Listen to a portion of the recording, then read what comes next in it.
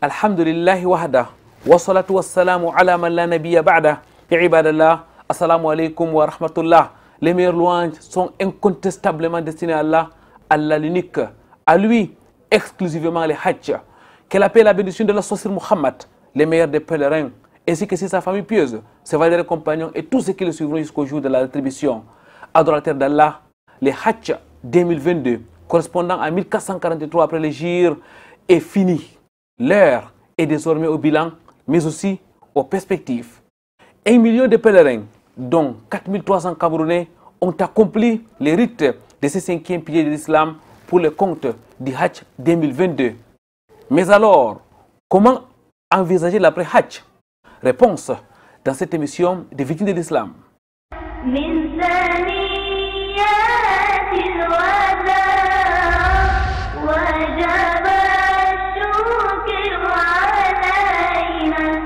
Très chers téléspectateurs, mesdames, mademoiselles, messieurs, bienvenue sur ce plateau de votre rendez-vous islamique sur Canal D International. Aujourd'hui, nous allons nous arrêter dans le cadre de l'entretien sur l'après-Hajj.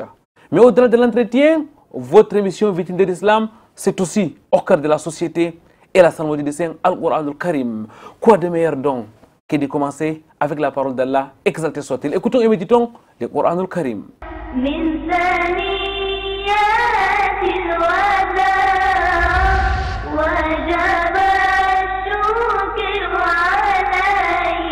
أعوذ بالله من الشيطان الرجيم بسم الله الرحمن الرحيم لا أقسم بيوم القيامة ولا أقسم بالنفس اللوامة أيحسب الإنسان أن لن نجمع عظامه بلى قادرين على أن نسوي بنانه بل يريد الإنسان ليفجر أمامه يسأل أيان يوم القيامة فإذا برق البصر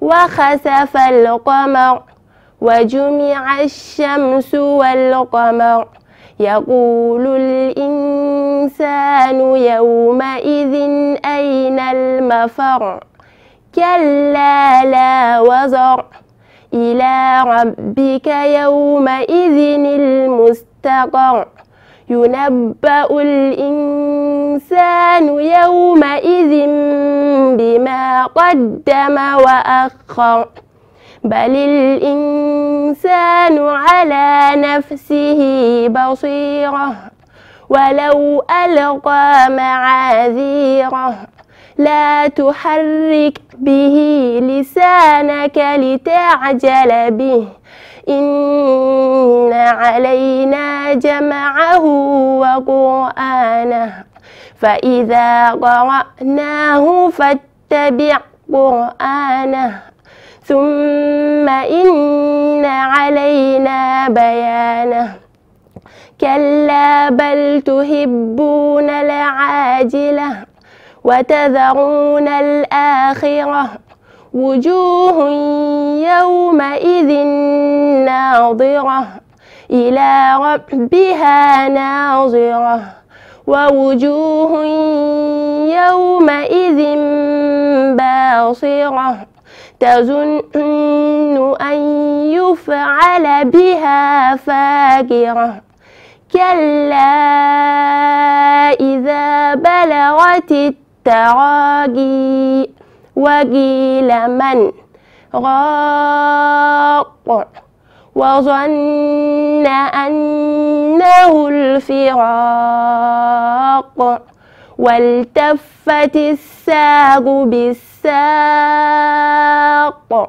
إلى ربك يومئذ المساق فلا صدق ولا صلى ولكن كذب وتولى ثم ذهب إلى أهله يتمطى أولى لك فأولى ثم أولى لك فأولى أيحسب الإنسان أن يترك سدى ألم يك نطفة من مني يمنى ثم كان علقة فخلق فسوى فجعل منه الزوجين الذكر والأنثى أليس ذلك بقادر على أن يحيي الموتى من ثنيات الوداع وجب الشكر علينا. الحمد لله ثم الحمد لله. رب اشرح لي صدري ويسر لي امري واحلل عقدة من لساني يفقهوا قولي. اللهم لا علم لنا الا ما علمتنا انك انت العليم الحكيم. رب زدني علما.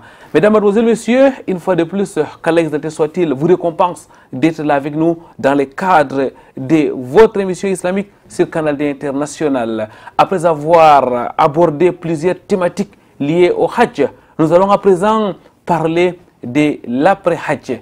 Et sur ce plateau, nous sommes en compagnie d'un de nos invités avec qui nous avons parlé de la question du Hajj avant le début de ce 5e pilier de l'islam pour le compte de l'année 2022.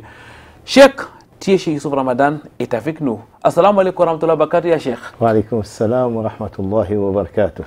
Barakallahu fikum Cheikh, jazakumullahu khairan, qu'Allah exalté soit-il vous récompense d'avoir accepté notre invitation. Je rappelle que par la grâce d'Allah exalté soit-il, vous étiez parmi les 4300 Camerounais qui ont accompli le Hajj 2022. Je rappelle que vous êtes rentré hier de cela 2 jours, vous avez accepté d'être là sur ce plateau pour nous parler cette fois-ci de l'après-Hajj. Mais avant, on va d'abord s'arrêter bien sûr sur le bilan. Question de jeter un regard rétrospectif sur ce qui s'est passé pendant le Hajj 2022. Cheikh Youssouf Ramadan, je dois rappeler que vous êtes diplômé de la très célèbre Université islamique de Médine. Je dois rappeler que vous êtes le cofondateur de la fondation Tiéché pour la paix et le développement. Vous êtes notamment le président de la commission qui s'occupe du Hajj. Dans cette fondation, vous êtes enseignant, imam et prédicateur sur le triangle national. Qu'Allah récompense vos multiples efforts. Aujourd'hui, nous allons parler du Hajj. Alors, le Hajj est fini. Que peut-on retenir d'une manière brève sur le Hajj 2022 ou si vous voulez, quel bilan peut-on faire de ce Hajj qui vient de s'achever? Alhamdulillah. Déjà, nous devons retenir que c'était un Hajj spécial parce que après l'avènement du Corona, il n'y a plus eu de Hajj international.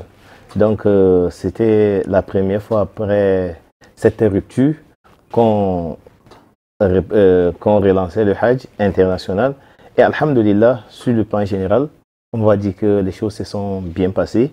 Même si du côté camerounais, on a enregistré quand même un décès. Mais en même temps, c'est plutôt une bonne chose. Parce que c'est une bonne fin que de mourir en Terre Sainte et pendant le pèlerinage. Donc de manière générale, on va dire que les choses se sont bien passées quand même, alhamdulillah. Qu'Allah exalté soit-il, pardon donc, celle-là qui a rejoint l'au-delà, si j'ai bonne mémoire, c'est une femme. Non, c'est une femme. Qu'Allah exalté soit-il lui accorde le paradis et nous une bonne fin. Alors, Cheikh, on va donc jeter un regard d'une manière précise sur ce Hajj 2022. Alors, sur le plan spirituel, est-ce que les rites du Hajj se sont déroulés normalement? Alhamdulillah, les rites du Hajj se sont déroulés normalement. Alhamdulillah. Et même si il y a quelques reproches qu'on peut faire aux pèlerins, mais Inch'Allah, on aura l'occasion d'en parler. On va dire que les choses se sont bien passées, surtout quand on voit tous les efforts déployés par les serviteurs d'Allah subhanahu wa ta'ala sur la voie de la recherche de l'agrément d'Allah subhanahu wa ta'ala. C'est quand même quelque chose qui soulage. Alhamdulillah. Alors, Cheikh, ça veut dire que le 8e jour, les pèlerins ont quitté la ville de la Mecque. Ils sont allés à Mina.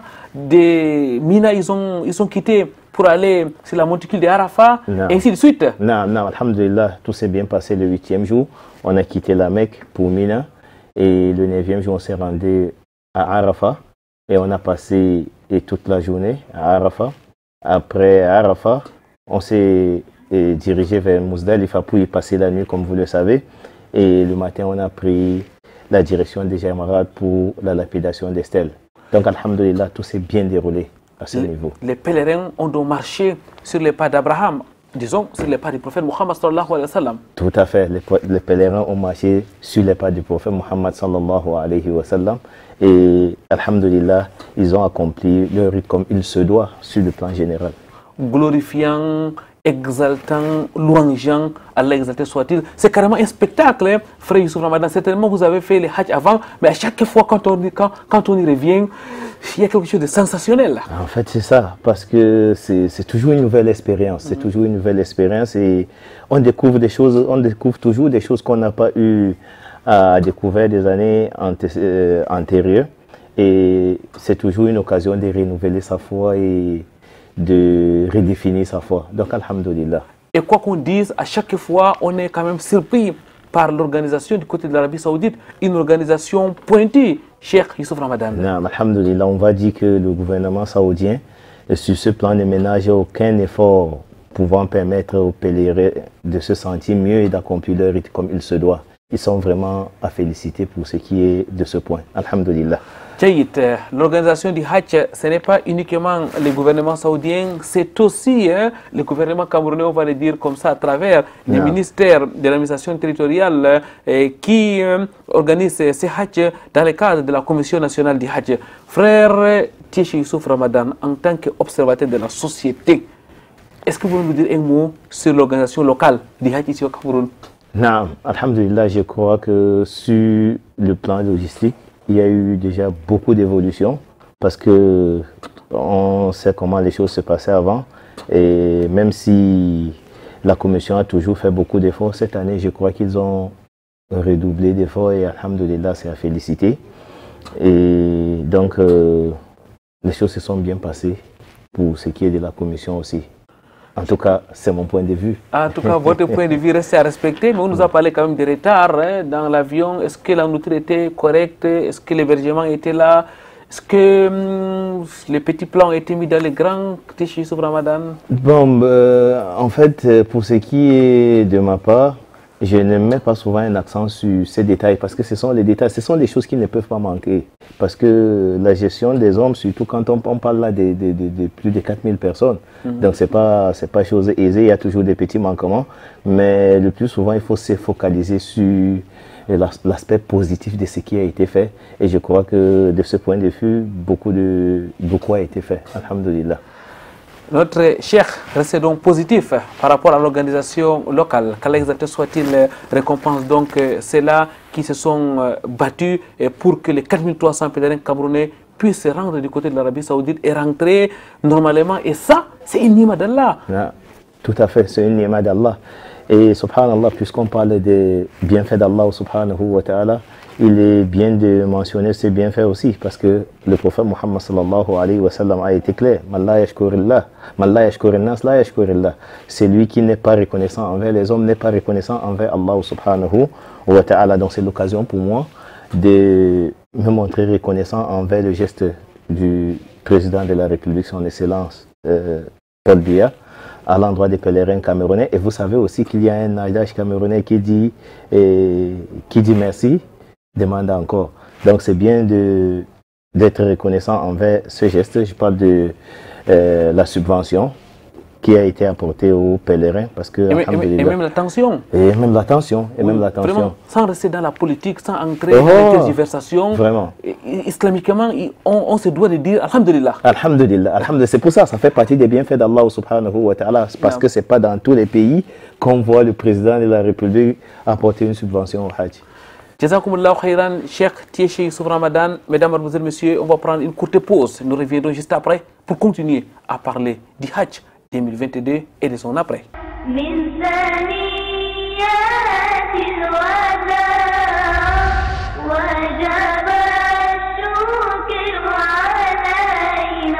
La sincérité. Sincère dans vos activités et être courtois et posé Donc vous êtes le miroir. Quand nous plaçons devant vous, ça reflète ce que vous êtes. Ne pas être violent avec tout un chacun. Soyez calme et posé. La violence est proscrite à l'intérieur ou à l'extérieur de cet établissement. Je vais essayer de traduire un verset du Coran. Il a dit que Allah subhanahu wa ta'ala est clément et il donne à ceux qui sont cléments. C'est la traditionnelle cérémonie de fin d'année académique au Centre éducatif pour le développement présidé par Imam Mahmoud Ali. Elle marque ainsi la clôture de plusieurs jours des activités culturelles et concours dont les meilleurs de chaque branche sont récompensés ce jour.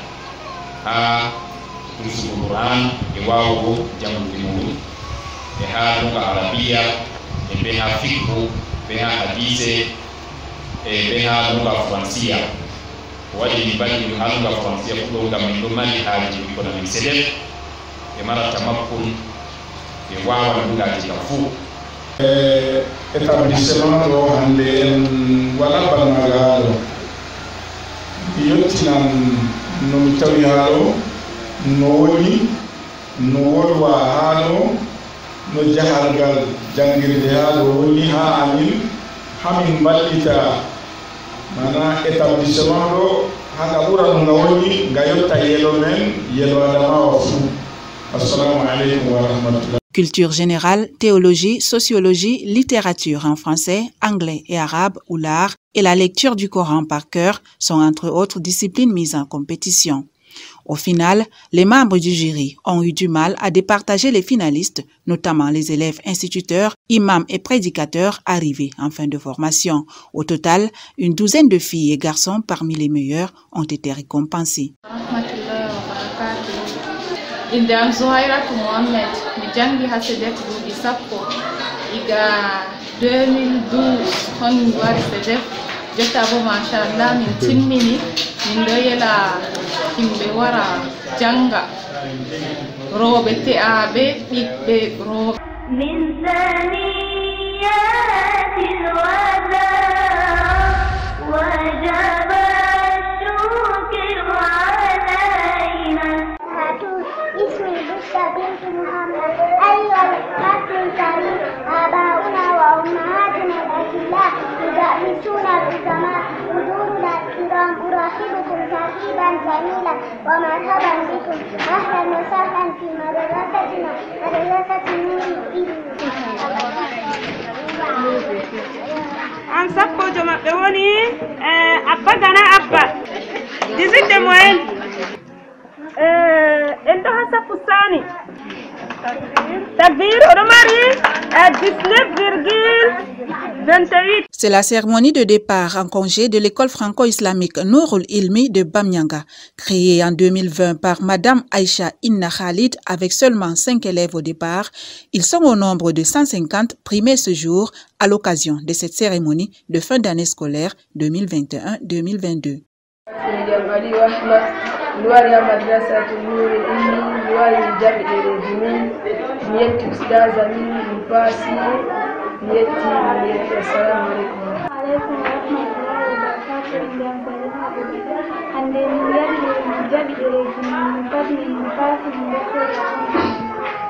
Indian Halimatu Saadia, miɗo janga madrasatu Nurul Ilmi.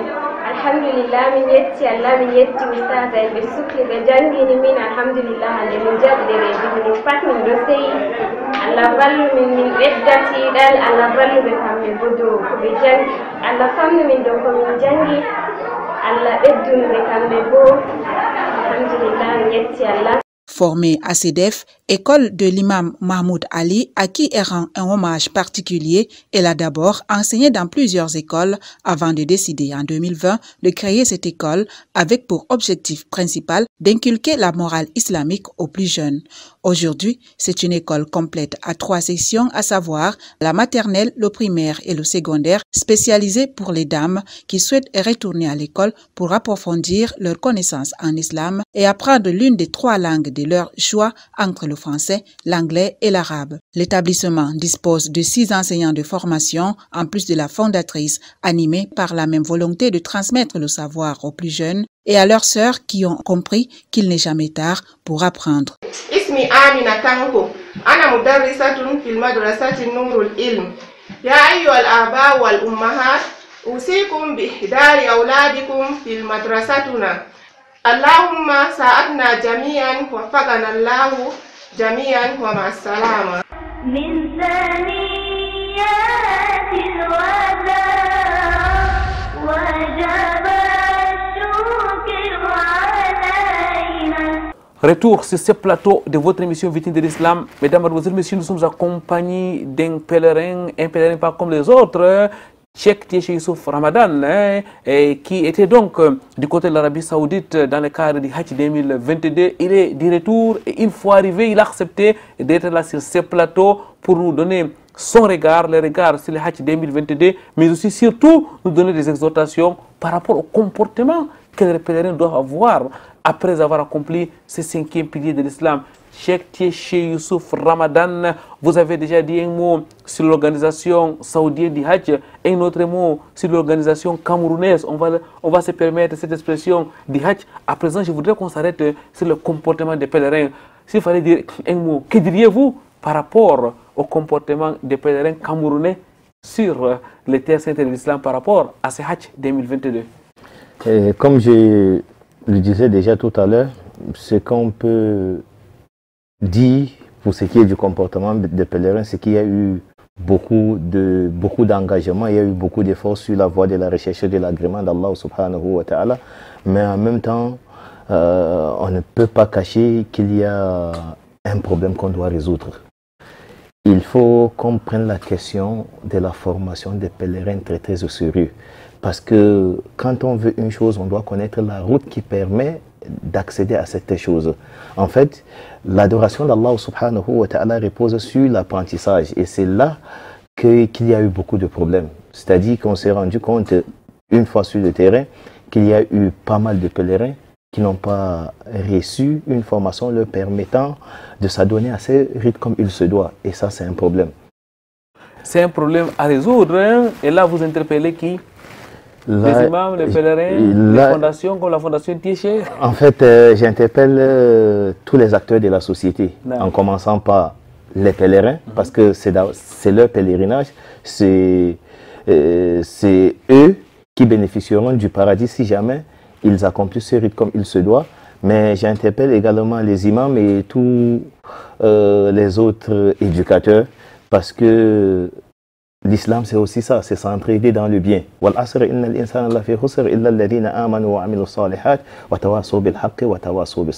Donc on doit s'entraider dans l'apprentissage, dans la transmission des enseignements islamiques.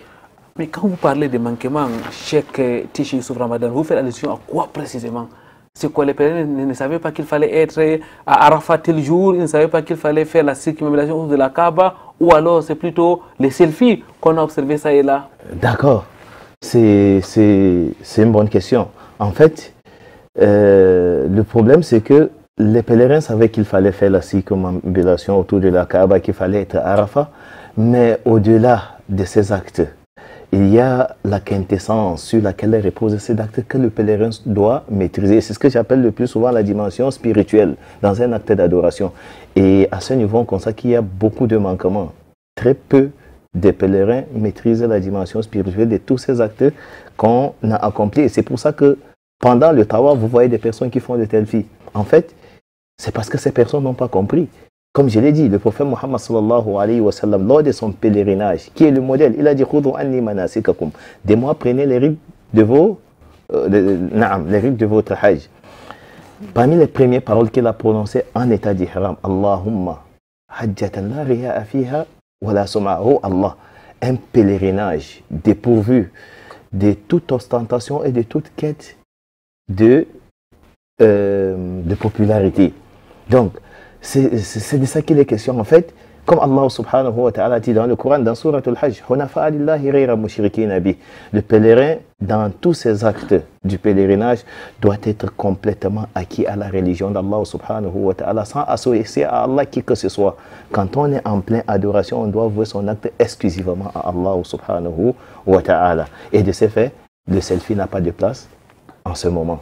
Mais, Cheikh Tiéchi Ramadan, quand je vous écoute parler, on a l'impression qu'il faut peut-être faire la formation des formateurs. Peut-être qu'il faut interroger même la formation que les uns et les autres ont reçue quand même sur le terrain. Là, vous faites allusion à une autre dimension. Ce n'est pas la dimension mécanique du Hajj. Effectivement, et j'allais même y revenir. Je crois qu'il est important qu'on mette sur pied un projet de formation des encadreurs. Même les encadreurs doivent être formés parce que le plus souvent, tous les pèlerins suivent leurs encadreurs. Et quand les encadreurs, eux aussi, n'ont pas compris, alors quand ils ont des manquements, c'est la catastrophe. Et c'est ce qu'on peut décrire. Alors, je profite de l'occasion pour vous demander votre regard par rapport aussi au comportement des encadreurs. Généralement, on les reproche de n'être pas à la hauteur. Permettez-moi de dire les choses telles qu'elles sont, à la hauteur du travail qui est le leur.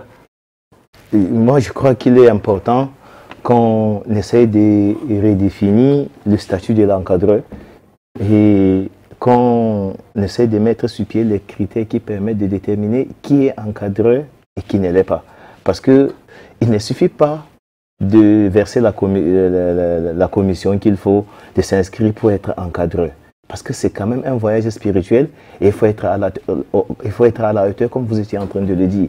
Donc, il est important que les encadreurs eux-mêmes déjà prennent conscience et qu'ils se lancent sur la voie de la recherche et de la science, surtout la science relative au Hajj. C'est important, on ne peut pas être à la hauteur, quelle que soit la réussite qu'on peut concrétiser sur le plan logistique. Il faut que le Hajj soit validé sur le plan spirituel pour que ce soit un Hajj. Qu'Allah exalté soit-il, assiste donc nos encadreurs ainsi que toute la communauté à pouvoir donc prendre au sérieux ce 5e pilier de l'islam, qui n'est autre, mesdames, mademoiselles, messieurs, qu'un des piliers. C'est un pilier parmi les piliers de l'islam. Nous allons une fois de plus marquer une autre pause. Question de vous rejoindre chez vous, autour de vous, au cœur de la société.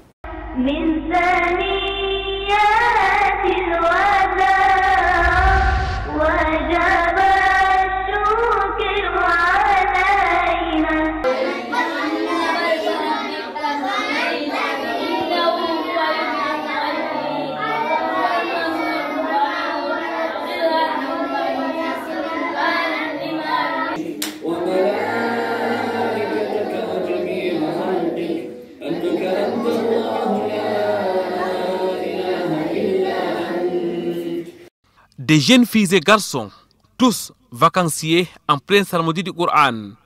Nous sommes à la Madrasa Ali Imran de Ngousso à Yaoundé. La 6e édition de Islam Colo, colonie islamique de vacances couplée de la Daura 2022, bat son plein. Prévu du 26 juin au 31 juillet 2022, Islam Colo s'éveille un cadre de vacances profitable. Pendant les vacances, chaque année, nous organisons des colonies de vacances, des stages bloqués de mémorisation du noble Al-Quran. Parlant de la colonie de vacances, nous sommes à notre 5e édition parce que nous avons lancé en 2017. Nous sommes à notre 5e édition. Et le stage bloqué de la lecture et de la mémorisation du noble Al-Quran, nous sommes à notre 2e édition parce que notre première expérience était l'année dernière. Mais la spécificité de cette année, c'est que nous avons jumelé en même temps le stage bloqué et la colonie de vacances. Des journées meublées de la parole d'Allah qui débutent dès 4 heures avec les réveils, la prière et l'évocation d'Allah. La suite est consacrée au petit déjeuner, la sieste et autres activités de divertissement jusqu'à 21 heures. Ceci sous l'encadrement d'un personnel rompu à la tâche. Après, la tête, on passe comme ça. Regardez, comme ça, ainsi. Et on revient. C'est clair? Après, comme ça. Allahumma ja'alni min at-tawwabin waj'alni min al-mutatahhirin. Je me nomme Hassan Ahmad Fati, l'un des encadreurs de la Madrasa Al-Imran, Islam Kolo, organisé par la Madrasa Al-Imran. En ce jour de vendredi, alhamdulillah, nous sommes sortis pour apprécier la nature et pour un peu échanger avec les enfants. Nous avons tant lu des versets, nous avons appris des savants et nous également nous avons partagé avec des enfants beaucoup de paroles qui parlent de la méditation, qui parlent de l'environnement, qui parlent des montagnes, de la création et tout cela. Des vacances d'apprentissage et des pratiques religieuses. Avec des causeries éducatives prévues, les enfants se donnent avec joie aux adorations d'Allah. وما أدراك ما يوم الدين ثم ما أدراك ما يوم الدين يوم لا تملك نفس لنفس شيئا والأمر يومئذ لله. الله أكبر.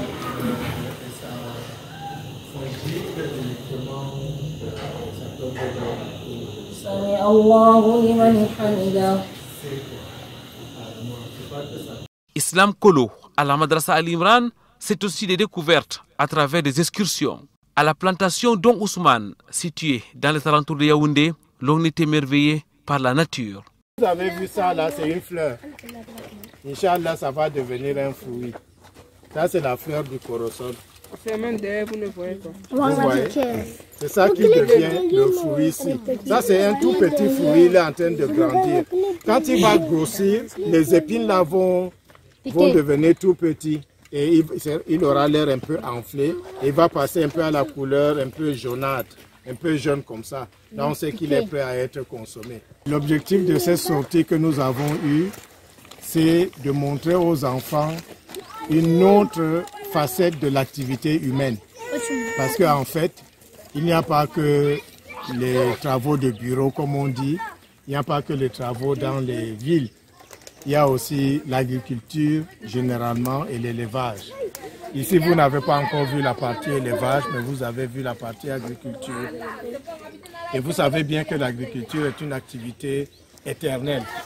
De tout temps, il y a eu l'agriculture et il y aura l'agriculture jusqu'à la fin du monde parce que l'homme et les animaux ont besoin de manger. Je vous ai appris 2 leçons, n'est-ce pas, qui ont trait à l'islam, à notre religion. Je vous ai dit que planter un arbre, notamment un arbre fruitier, est une sadaka. C'est une sadaka tujaria parce que vous consommez et puis la postérité consomme aussi. Après vous, les gens vont consommer et les hasanats vont être inscrits à votre balance. Notre prophète sallallahu alayhi wa sallam a dit que si la fin du monde est annoncée et que vous avez le temps de planter un arbre, n'hésitez pas, plantez-le. C'est donner, dire donc l'importance qu'il y a dans le fait de planter les arbres. La deuxième leçon que je vous ai apprise, c'est l'éthique dans la récolte, l'éthique dans la cueillette. Avant de cueillir, dites Bismillah. Quand vous cueillez, ne cassez pas les branches, parce que ce sont les branches qui portent les fruits et qui vont porter les fruits de la saison prochaine. En cueillant, ne cassez pas, ne faites pas tomber les fleurs, ne faites pas tomber les jeunes fruits, parce que les jeunes fruits, quand vous les faites tomber, ils ne sont pas comestibles, ils ne sont pas encore consommables. Vous avez fait du gâchis. Donc il faut cueillir juste les fruits mûrs ou qui sont prêts à mûrir. Et il faut cueillir juste ce dont vous avez besoin, soit pour consommer, soit pour vendre. Ne cueillez pas plus que vous n'en avez besoin parce que ça va faire des choses qui vont pourrir et vous allez jeter à la poubelle. La dernière raison par rapport à l'éthique de la cueillette, je vous ai dit, en cueillant, pensez aux animaux. Les oiseaux, les fourmis, les abeilles, les mouches, les cochenilles, les lézards viennent se nourrir dans la plantation. Et c'est en laissant quelques fruits mûrs sur l'arbre que vous allez leur laisser aussi leur nourriture. L'arbre fruitier, c'est un garde-manger pour les animaux et vous devez aussi penser aux animaux. Des moments inoubliables pour ces petits de 5 à 15 ans qui touchent du bout des doigts la réalité du monde agricole. J'ai retenu que le mélange d'une mandarine et d'un orange sur un arbre, ça forme un fruit qu'on appellera bientôt le citra orange. J'ai appris les arbres citronniers, j'ai vu les fraises, j'ai vu aussi les piments et les lemons. La chose qui est compliquée à prendre, c'était les citrons. Parce qu'il y a des piquants. Et j'ai aussi fait braiser du maïs. Ça m'a aussi brûlé. Allahu Akbar, Allahu Akbar, Allahu Akbar, Allahu Akbar. Ashhadu an la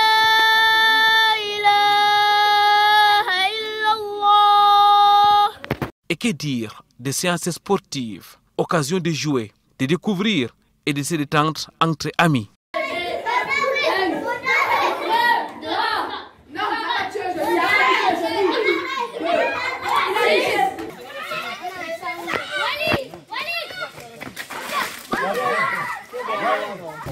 On était venus ici pour s'amuser, pour lire le Coran. On s'est bien amusé quand même.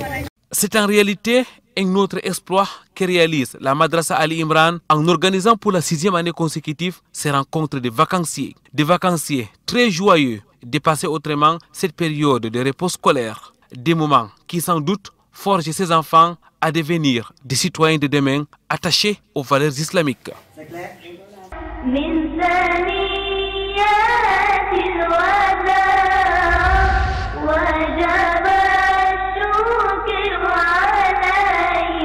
Pureté et gloire, Allah exalté soit-il, Allah le maître des cieux et de la terre.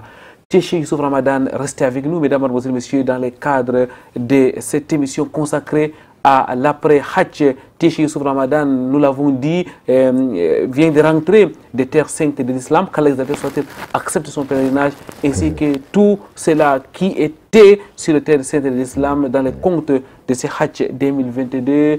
Le pèlerinage est fini. Beaucoup de pèlerins sont déjà rentrés, d'autres sont encore en route. Frère Youssouf Ramadan, comment donc envisager l'après-Hajj? Pour envisager l'après-Hajj, il faut méditer sur son parcours tout au long du Hajj. En fait, celui qui a accompli le Hajj comme il se doit, normalement, sait que la spiritualité du Hajj repose sur 3 éléments qu'il faut préserver. Il y a la concrétisation de l'unicité d'Allah subhanahu wa ta'ala, la concrétisation de la crainte d'Allah subhanahu wa ta'ala et le fait de se mettre dans la posture de ceux qui évoquent Allah subhanahu wa ta'ala abondamment. Si vous lisez les versets relatifs et les hadiths relatifs au Hajj, vous allez voir qu'on ressort de cette lecture avec ces enseignements. Celui qui a accompli le Hajj comme il se doit revient en tant que muwahhid. C'est une personne qui a vu les signes qui attestent de l'unicité d'Allah subhanahu wa ta'ala et qui a pris l'engagement de vivre pour Allah subhanahu wa ta'ala tel que voulu par Allah subhanahu wa ta'ala. C'est une personne qui a pris l'engagement de s'écarter de la voie de tout ce qui va à l'encontre de l'unicité d'Allah subhanahu wa ta'ala. C'est une personne qui a concrétiser la crainte d'Allah subhanahu wa ta'ala. Rappelez-vous que lorsqu'Allah subhanahu wa ta'ala a parlé dans le Coran, par exemple, du sacrifice dans le Hajj, il a dit « La yanala Allah luhumuha wa la dima'uha wa lakin yanaluhu taqwa minkum » Ni la chair, ni le sang versé n'atteindra Allah de vos sacrifices. Mais ce qui atteindra Allah subhanahu wa ta'ala, c'est la crainte, c'est la piété manifeste dans le cœur. Donc, quand le serviteur accomplit le Hajj comme il se doit, il atteint, il concrétise la piété. Et il faut donc préserver cette piété qu'il a concrétisée.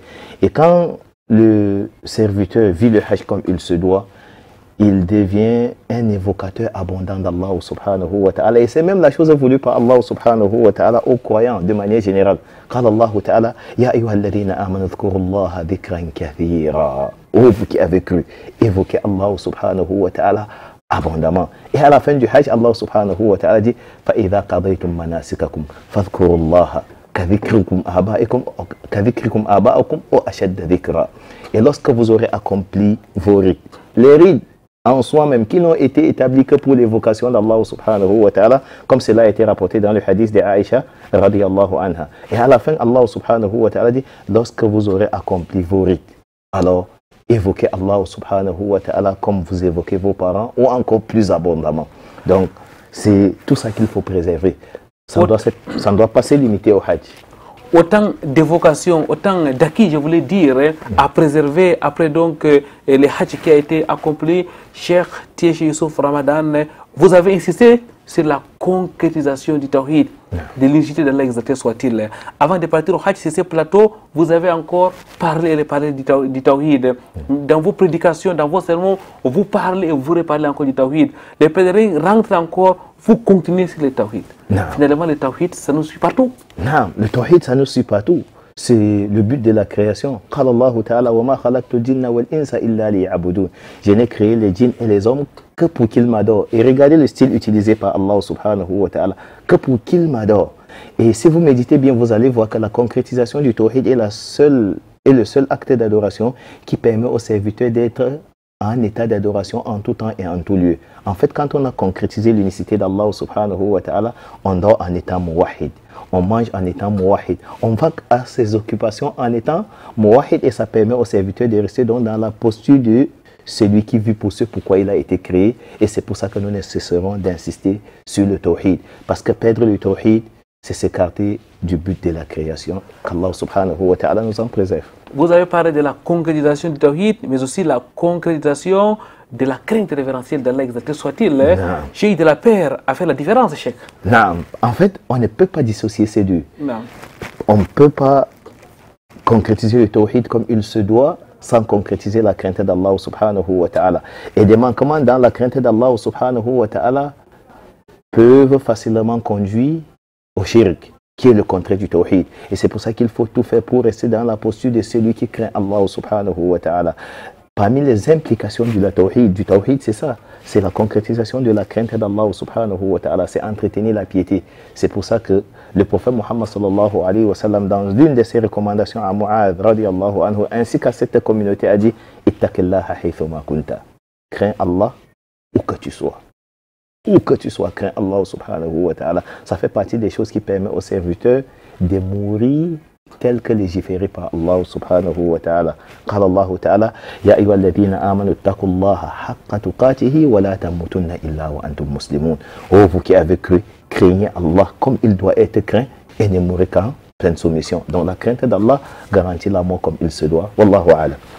Au-delà des acquis, il y a certainement des débordements à éviter, Cheikh Tiechi Youssouf Ramadan. Non, il y a des débordements à éviter et j'ai l'habitude de dire que ce qui vient après le Hajj est encore plus compliqué que l'accomplissement du Hajj. Parce que le Hajj s'accomplit pendant un temps précis. Alors que la préservation du Hajj accompli se fait le restant de la vie. Et vous savez que le diable a un ensemble d'attitudes qu'il adopte face aux serviteurs. Premièrement, il essaie de détourner le serviteur de tout ce qui peut garantir son bonheur ici-bas ainsi que dans l'au-delà. Lorsqu'il ne réussit pas à détourner le serviteur, il essaie de l'empêcher d'accomplir ce à quoi Allah a rattaché son bonheur comme il se doit. Par exemple, pour être plus précis, ce n'est pas tous ceux qui devraient faire le Hajj qui ont fait le Hajj. Ce n'est pas tous ceux qui ont les moyens d'accomplir le Hajj qui ont fait le Hajj, parce que le diable les a détournés de la voie du Hajj. Et ce n'est pas tous ceux qui ont payé pour le Hajj qui ont fait le Hajj comme il se doit. Maintenant, ceux qui ont fait le Hajj comme il se doit, est-ce que le diable va les laisser? Là, le diable va tout faire pour détruire ce qu'ils ont accompli. Et c'est pour ça que la préservation des acquis est un travail très très important qui doit se faire tout au long de la vie. Il faut éviter tout ce qui peut impacter négativement sur le Hajj. Comme quoi par exemple? Comme le shirk. C'est la première chose qu'il faut éviter. L'association. donner un associé à Allah subhanahu wa ta'ala. Deuxièmement, il faut éviter d'entretenir des conceptions erronées vis-à-vis d'Allah subhanahu wa ta'ala. Allah subhanahu wa ta'ala, après nous avoir créés, nous a renseigné sur sa personne. Il faut que le musulman apprenne à connaître qui est Allah subhanahu wa ta'ala afin d'entretenir la conception qu'on se doit d'avoir vis-à-vis d'Allah subhanahu wa ta'ala. Ça fait partie des choses qui peuvent exposer le serviteur au feu de l'enfer malgré l'accomplissement du Hajj. À vous écouter, l'accomplissement du Hajj n'est pas une finalité en soi. C'est maintenant que ça commence. C'est même maintenant que ça commence. C'est exactement ça. Et subhanallah, rappelez-vous du hadith du Muflis. Quand le prophète Muhammad sallallahu alayhi wa sallam a dit aux compagnons Ataduruna manil Muflis. Le Muflis, c'est celui-là qui a fait faillite. Il a cité une personne qui a accompli les piliers de l'islam, mais qui viendra le jour de la résurrection ayant insulté un tel, ayant trompé un tel, calomnié un tel. J'oublie l'expression, ceux qui dérobent de l'argent injustement chez les autres. Il y a une expression pour qualifier cette action, l'escroquerie, ceux qui escroquent les autres. En fait, il faut bannir toutes ces actions de sa vie pour préserver son pèlerinage. Alhamdulillah, alhamdulillah, qu'Allah vous récompense, Cheikh Tiechi Youssouf Ramadan. Peut-être que les pèlerins doivent encore retourner à l'école auprès de leurs enseignants, auprès de leurs encadreurs pour se renseigner davantage de comment faire pour consolider les acquis du grand pèlerinage, comment faire pour préserver son Hajj. Avant de prendre votre dernier mot, Cheikh Tiechi Youssouf Ramadan, il y a beaucoup de pèlerins qui veulent se faire appeler Aladji ou Hadja après avoir accompli ce Hajj. Que diriez-vous à ces derniers? Wallahi, je dirais que c'est une absurdité parce qu'en réalité, pèlerin veut dire, Hajj veut dire pèlerin. C'est-à-dire que les Arabes appellent les étrangers qui viennent accomplir le pèlerinage Hajj parce que pendant le séjour, ils sont des pèlerins. Mais quand on rentre, on n'est plus pèlerin. Non. Et c'est pour ça que j'ai dit que le plus important, ce n'est pas de se faire appeler Hajj.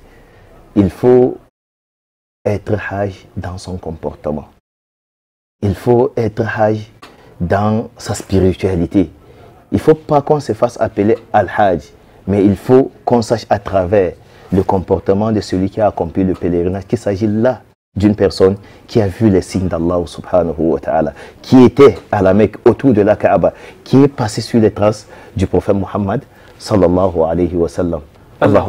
Masha'Allah, qu'Allah vous récompense, Cheikh Tiechi Youssouf Ramadan. Mesdames, Mademoiselles, Messieurs, nous arrivons pratiquement à la fin de cette émission. Et peut-être un mot sur la famille, on a failli oublier. La famille doit aussi accompagner les pèlerins à rester sur le droit chemin. Tout à fait, c'est important parce que quand la famille ne fait pas attention, elle devient aussi un handicap, un obstacle. Un poison carrément. Il y a pas mal de familles qui pensent que celui qui allait à la Mecque est béni et que lui-même peut bénir les autres. Et ça c'est faux. C'est Allah subhanahu wa ta'ala qui bénit et la voie de l'accès à la bénédiction d'Allah subhanahu wa ta'ala, c'est la voie de la soumission. Donc il faut s'entraider mutuellement dans la bonté et dans la patience. Votre dernier mot, Cheikh? Le dernier mot, c'est que il est important pour quiconque a pitié de son âme parmi les pèlerins de retourner à l'école. C'est ainsi qu'on préservera les acquis. C'est en apprenant comment vivre au quotidien qu'on pourra préserver le Hajj parce qu'on a en face de nous un ennemi virulent qui est le diable.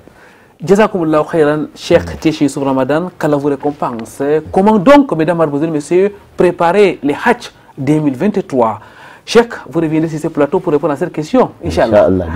On reviendra à temps afin de pouvoir édifier les uns et les autres pour que les manquements observés cette année ne se reproduisent pas. Mesdames, mademoiselles, messieurs, Cheikh Tiechi Youssouf Ramadan, c'est son nom, c'est notre invité dans le cadre de cette émission sur l'après-Hajj. Il était là sur les terres saintes de l'islam, qu'Allah exalté soit-il, accepté dans son Hajj, ainsi que ceux qui lui sont très chers. Cheikh Tiechi Youssouf Ramadan, diplômé de la très célèbre Université islamique de Médine, président de la commission chargée du Hajj à la Fondation Tiechi pour la paix et le développement. Avant de partir, nous allons donc vous laisser méditer sur ces hadiths du prophète Muhammad sallallahu alayhi wa sallam qui dit « Adore Allah, où que tu sois. Adore Allah, où que tu sois. » Vendredi prochain, ça sera un autre jour. Inch'Allah, une nouvelle émission de Vitrine de l'Islam. D'ici là, wa'tasimu bihablillahi jami'an wa la tafarraqu. Cramponnez-vous sur les câbles d'Allah et ne vous divisez point. subhanakallahumma wa bihamdik ashhadu an la ilaha illa anta astaghfiruka wa atubu ilaik. Wassalamu alaikum wa rahmatullahi wa barakatuh.